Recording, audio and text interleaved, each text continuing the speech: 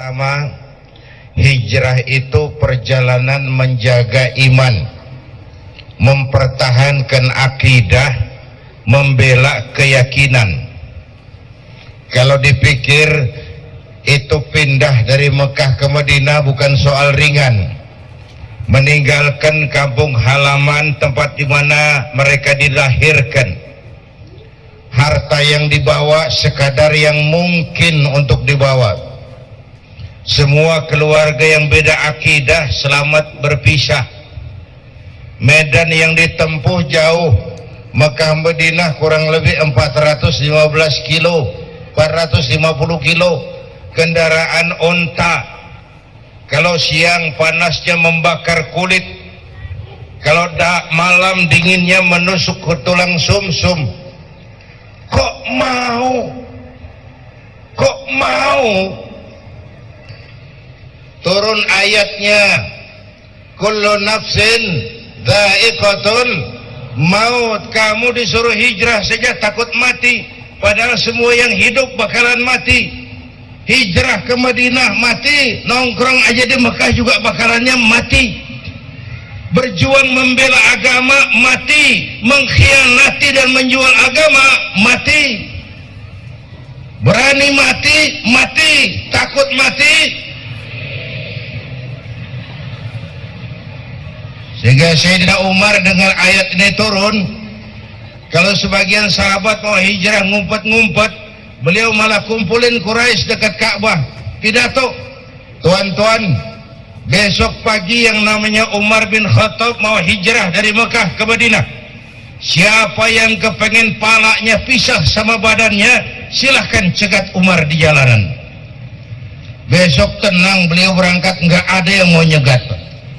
Quraisy juga mikir, gua ngapain nyegat penyakit. Lihat kalau iman sudah bicara. Ada yang nggak takut lapar, nggak takut mati, takut lapar. Hijrah ke Madinah, dan di sono makan apa? Ini jelek-jelek maka kampung diri, nginjem-minjem orang percaya. Di Madinah mau ngebuat nama siapa? Ayatnya nyambung, ayatnya turun lagi. Qul li'ibadiyalladzina amanu inna ardi wasi'ah fa iyaya fa'budun. Katakan kepada mereka Muhammad, wahai hamba-hambaku, bumiku ini luas. Di Mekah kau makan, hijrah ke Madinah kau bakal makan. Jangan karena hijrah takut kelaparan, jangan karena membela agama takut nggak makan. Islam si Islam, kalau gue dipecat bini gue makan apa? Ini orang dulu, orang dulu banget ini. Takut kalau dia nggak makan. Semangat ini yang perlu kita angkat ke permukaan. Kerelaan berkorban, kemauan untuk berbuat karena panggilan iman. Kalau iman sudah bicara, kebahagiaan batin yang muncul. Kalau batin bahagia, penderitaan badan nggak berasa. Itu semangat hijrah. Coba tanya orang pulang haji, ada yang kapok nggak? Nggak ada. Bang Haji bagaimana di Mekah? Tobat Pak, nggak lagi saya.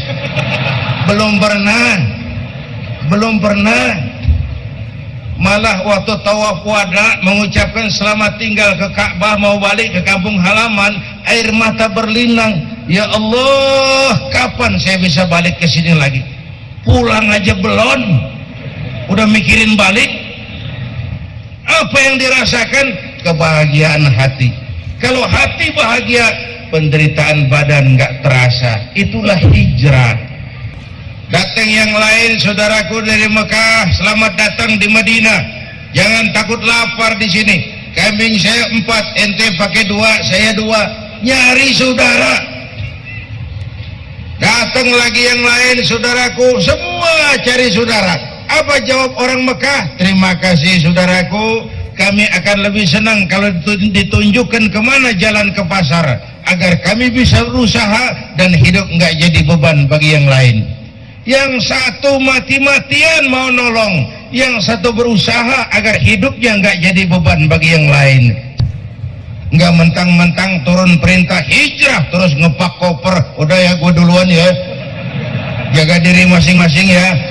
Enggak, umat umat dulu diselamatin. Kalau rakyatku lapar, aku orang pertama yang harus merasakan lapar. Kalau rakyatku kenyang, biar aku orang terakhir yang merasakan kenyang. Itu pemimpin. Kita rindu pemimpin-pemimpin seperti yang dicontohkan oleh baginda Rasulullah sallallahu alaihi wasallam. Dari dunia sampai akhirat beliau cinta kita. Dari dunia sampai akhirat beliau belain kita. Umumnya kan orang kalau menjadi pemimpin zaman sekarang kan kampanye. Intan paling mahal, mutiara paling berharga adalah iman. Jaga baik-baik, wariskan kepada anak-anak kita. Biarin zaman berubah, akidah jangan goyah. Boleh masa berganti, keyakinan jangan mati. Karena iman kita hidup, untuk iman kita berjuang. Dalam iman kita ingin kembali menghadap Allah Subhanahu. Satu. Yang kedua, kalau kita mau menang, kita harus kuat. Kalau kita mau kuat, kita harus bersatu. Untuk bisa bersatu, hidupkan semangat silaturahmi. Itu intisari ringkasan dari almarhum Panglima Besar Sudirman. Tidak ada kemenangan kalau tidak ada kekuatan. Tidak ada kekuatan kalau tidak ada kesatuan dan persatuan. Tidak mungkin terwujud kesatuan dan persatuan tanpa adanya semangat silaturahmi. Maka menghadapi kesulitan-kesulitan besar sebagai bangsa, kata kuncinya adalah kesatuan, persatuan, kerukunan dan kekompakan. Pertama, memperbanyak istighfar. Memperbanyak istighfar. Wa ma kana Allahu mu'adzibahum wa hum yastaghfirun. Allah tidak akan turunkan bencana selagi di tengah mereka masih banyak orang-orang yang istighfar. Ada hadis qudsi, Allah enggak jadi mau marah karena melihat tiga perkara: suyuhan rukka, wa sibyanan rudda, wa bahaiman rutta. Orang-orang tua yang tengah malam sujud sambil berlinang air mata, itu yang meredam murka Allah. Allah mau marah enggak jadi ngelihat masih banyak yang begitu itu. Orang-orang yang tengah malam sujud sambil berlinang air mata. Yang kedua, bayi tanpa dosa masih menyusu, suci, bersih, belum ternoda sedikit pun. Yang ketiga, bahaiman rutta, binatang ternak melata mencari makan, lingkungan hidup masih terjaga keasliannya. Orang-orang tua tengah malam sujud, bayi-bayi tanpa dosa masih menyusu. Yang sekarang kita lihat bagaimana musibah nggak mau nambah, ngamalin hadisnya terbalik. Yang disuruh orang tua tengah malam sujud, bayi tanpa dosa nyusu. Ini sekarang bayi tanpa dosa dibuang ke tempat sampah gara-gara orang tua tengah malam nyusu. Ini kalau mampu 10 hari, kalau enggak 3 hari, sekurang-kurangnya 1 hari saja di bulan Muharram ini. Puasa sunnah itu, puasa itu penting buat kita karena intinya adalah pengendalian diri. Yang halal pun kalau belum waktunya jangan, itu puasa tuh disiplinnya cakep bener. Biar halal kalau belum waktunya jangan. Kan puasa begitu Ramadan, coba lihat. Tempe halal habis maghrib, tahu halal habis maghrib, disiplinnya luar biasa. Air kelapa halal habis maghrib, bini sendiri halal habis maghrib, habis taraweh. Kirain habis maghrib. Yang halal pun kalau belum waktunya kita bisa menahan diri. Itulah hebatnya disiplin dari pelaksanaan ibadah puasa.